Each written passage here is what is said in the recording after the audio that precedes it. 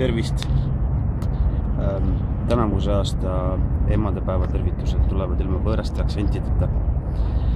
Mõtlesin, et teen väikse ülesvõtte oma reisi ühest tipphetkest. Istun siin Sydneys.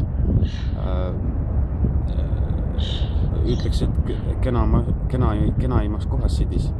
Annan väikse ülevaate. Siin on siis see kuulus ooperimaja, Sydney sild.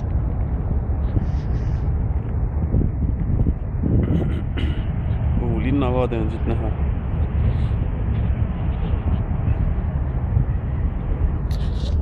Istun siin praegu ja joon kohvi. Ootan neid plikasid, kellega ma siin reisin. Ja lähme siis teeme väikse praamisõidu ja siis juba jätame Sydney selja taha. Et ega pikemat juttu polegi. Tahtsin lihtsalt teada emadepäeva soovida. Et see video on küll varem tehtud, aga see on tehtud emadepäeva tarbeks.